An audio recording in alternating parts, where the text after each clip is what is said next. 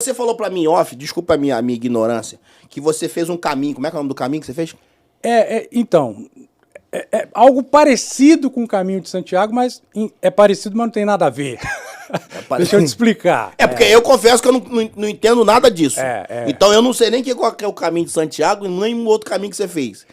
O que acontece? Eu conheço o Caminho de São João de Meriti, assim, quem vai pra Nova Iguaçu, entendeu? K11, Nova Iguaçu. Terra boa. Conheço Cala a Boca em São Gonçalo, Zumbi, Legião, tudo São Gonçalo. Mas desculpa aí, vamos lá.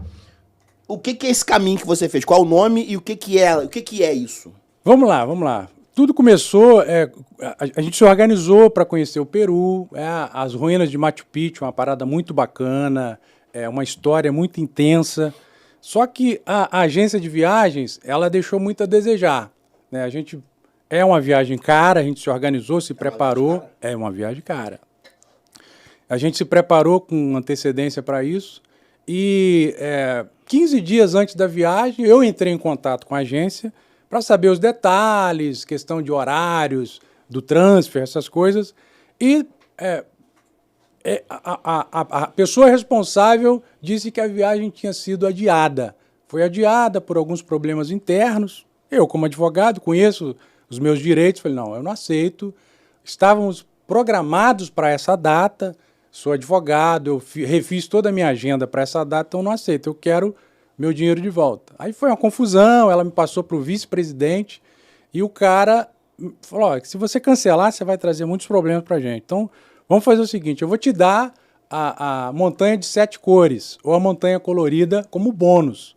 Eu já havia feito pesquisas e vi que é uma das viagens mais caras, até mais cara do que Machu Picchu.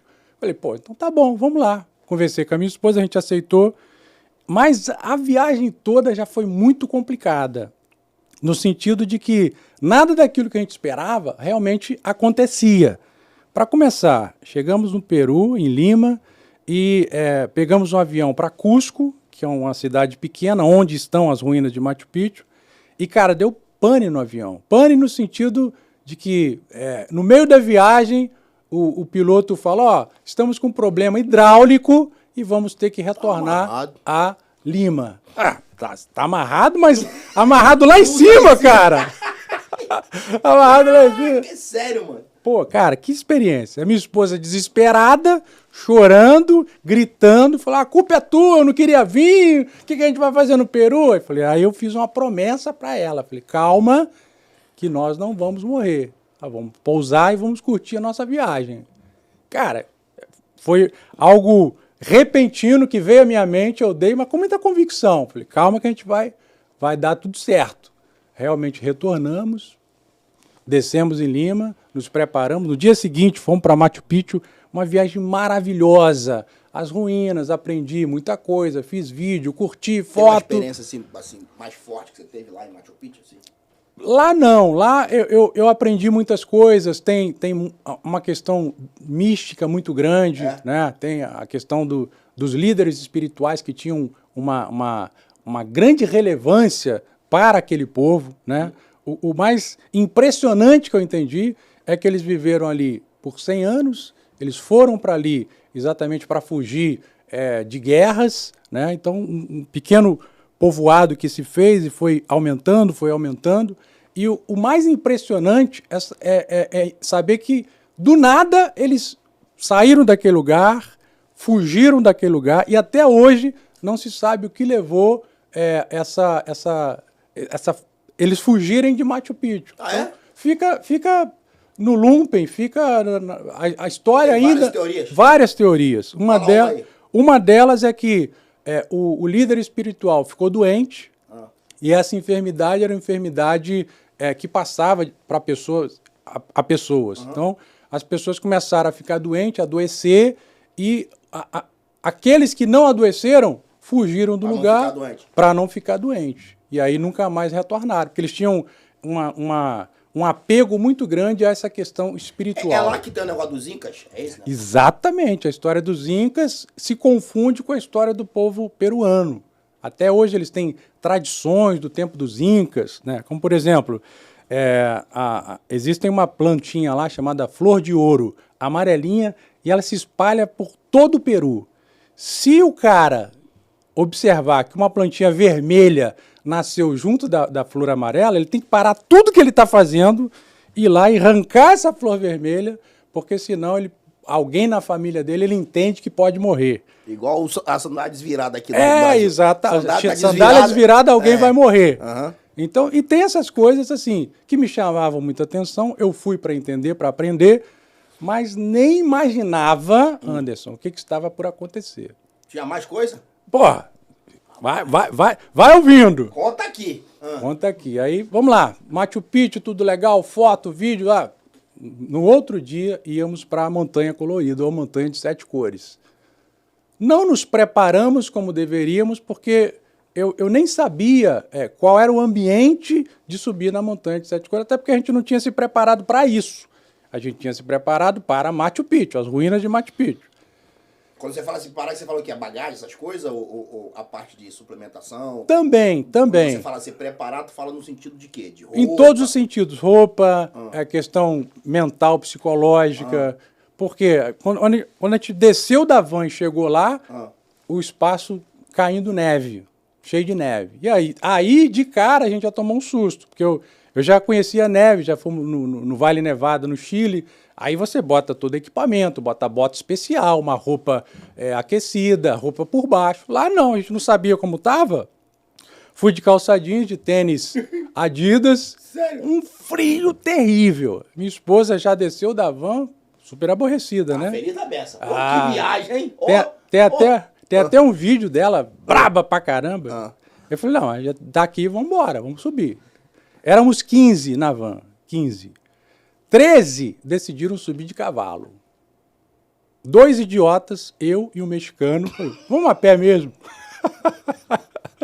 Inclusive minha esposa. Eu falei, não, eu vou de cavalo. De jeito nenhum que eu vou subir isso aqui. A tua esposa foi? Foi de cavalo, me deixou na mão. Foi de cavalo.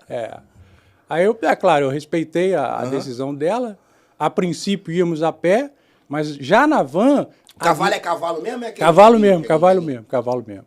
Já na van, a guia já está dando as explicações. Falou, se você tem diabetes, hipertensão, se você tem... Não vá. Ali a gente já começou a se assustar, né? Sobe de cavalo. Ela não tem nada disso, mas ficou com medo, decidiu subir de cavalo. Eu não sei por que eu decidi ir a pé. Eu, um cara de 48 anos, o Thomas, um mexicano de 25, e a guia de 30 anos, mas que já está acostumada com aquilo ali. Tá, vamos lá. Subimos os 3. Já na primeira parada, eu já me sentindo exausto, porque apesar da neve caindo, o frio intenso, eu sem a roupa necessária, a altitude é 5.300 metros acima do nível do mar. Então o ar é muito rarefeito e você tem dificuldade até de respirar. Então a gente subindo, de cara o mexicano começou a acelerar, o jovem garotão querendo chegar, e a guia falou, eu vou ali para ver se alguém ficou lá para trás. Não tinha ninguém que ficou para trás, porque todo mundo tinha ido.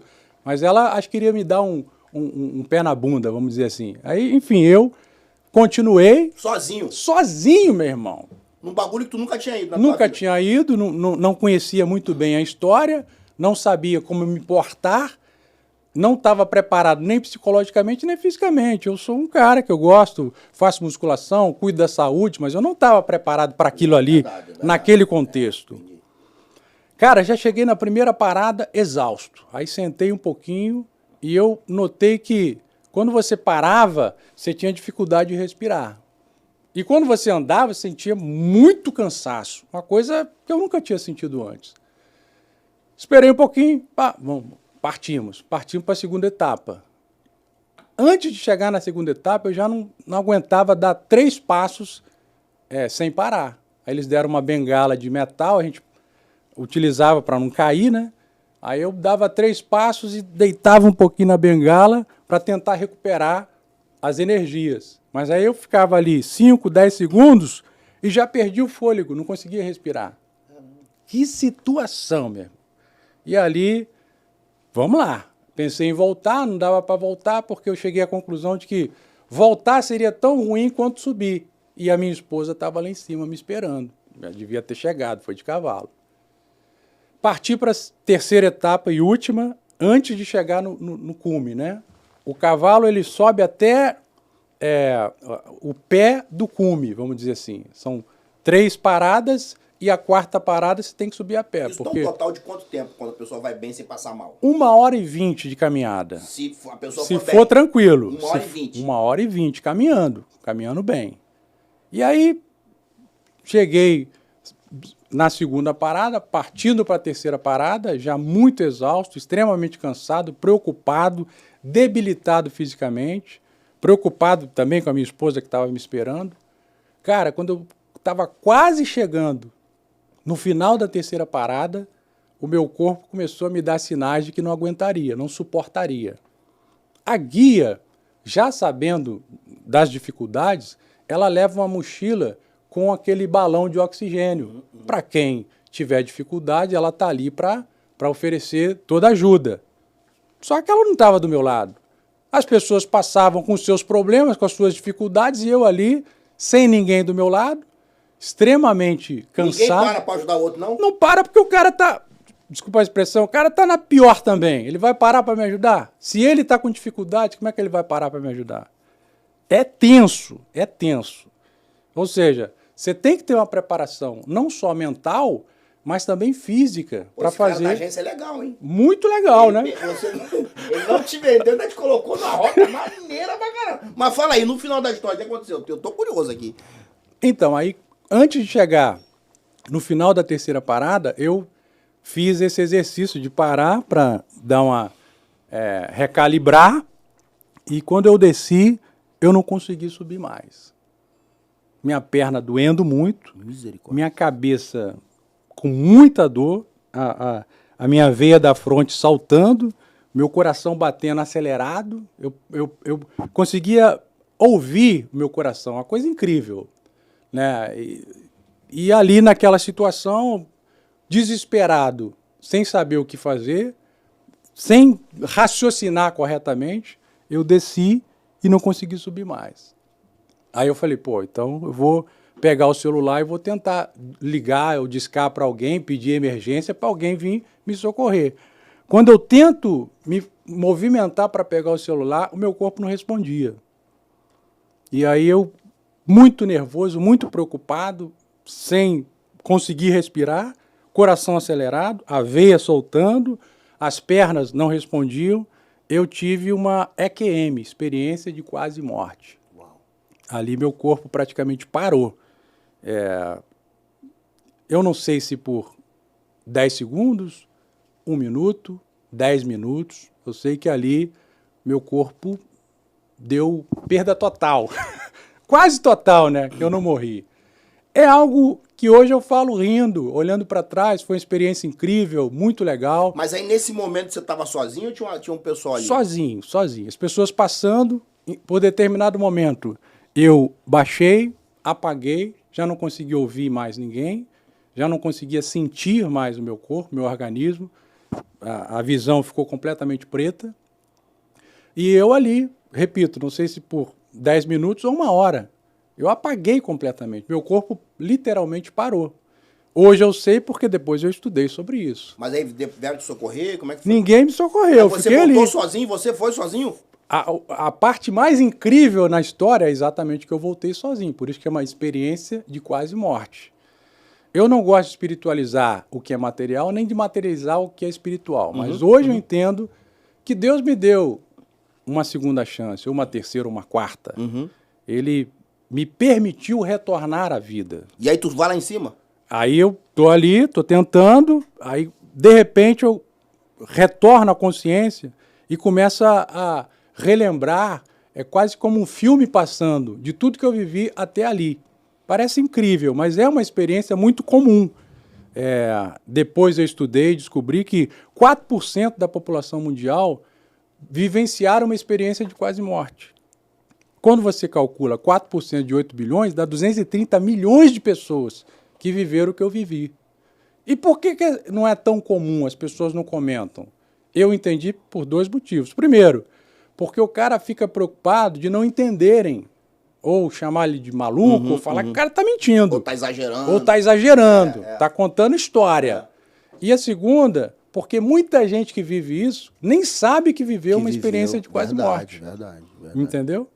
E aí, 230 milhões de pessoas. Nos Estados Unidos, 27 milhões de pessoas viveram uma experiência de quase morte. No Brasil não se sabe, ninguém fala, não tem livros brasileiros, pelo menos eu não encontrei, que fala sobre o assunto. A experiência de quase morte ela ficou um pouco mais divulgada depois do filme A Cabana. Uhum. No filme, dá uma clareza um pouco maior da experiência que o cara teve. No livro, nem tanto. Eu li o livro e vi o filme. O cara ele vive alguma coisa extrasensorial e depois ele retorna e tem sempre alguma coisa que acontece com ele. Muita gente descobre que sabe tocar piano sem nunca ter estudado.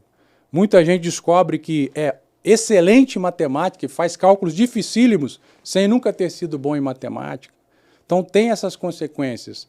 A maioria positiva, mas eu vi também consequências negativas. O cara volta com instinto de suicídio, o cara fica nervoso, larga a mulher, vai morar sozinho. No teu caso foi o quê? Cara, eu tenho muita dificuldade de falar sobre isso, porque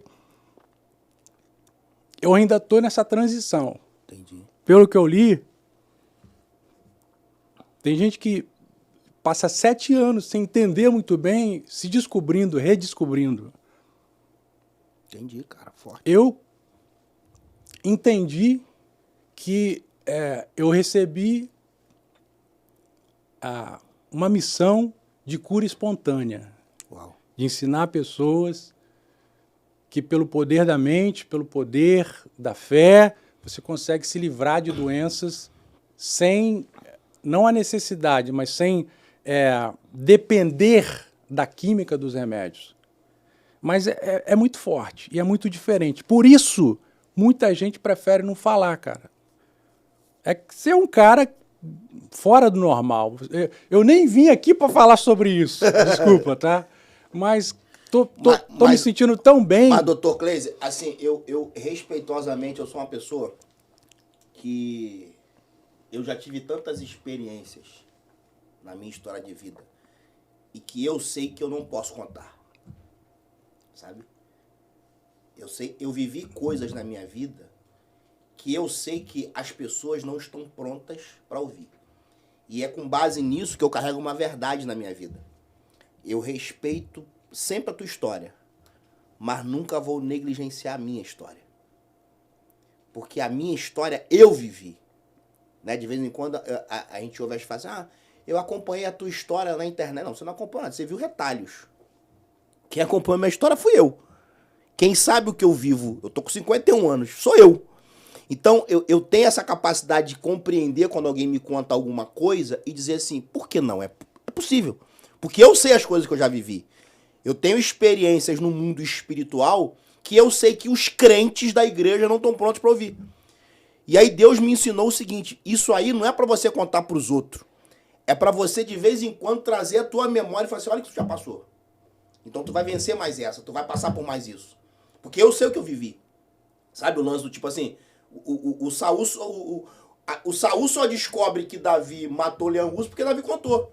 Mas nem os pais do Davi sabia. Entende? Porque fica paradoxo e mentiroso para um garoto de 17 anos chegar em casa e dizer, mamãe, matei um leão e o urso. Qual é causeiro, mentiroso, o Naldo do Antigo Testamento, né? Tem coisas que você viveu que é para você. Fazem parte da tua história de vida. Então eu respeito e acho que tem a significância de você falou uma frase que para mim tem todo um significado que é Deus me deu uma oportunidade.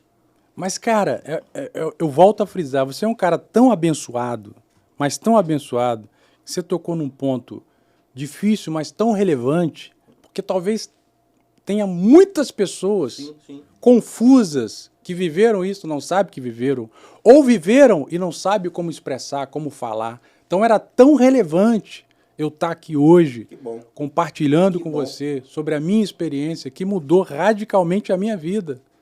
Mudou radicalmente. Hoje eu tenho uma paixão pela vida, hoje eu tenho uma proximidade com Deus, Uau. Hoje eu tenho um amor pela minha família, porque quando eu estava voltando, eu só me lembrava do pacto que eu fiz com a minha mulher lá em cima, cara. Nós não vamos morrer. Não vamos morrer. Cara, e se eu morresse lá em cima, eu ia quebrar o pacto que eu fiz com ela. Aí Deus falou, ainda não. Vou te dar mais uma chance. Eu estou abraçando essa chance que Ele me deu com todas as minhas forças para não falhar.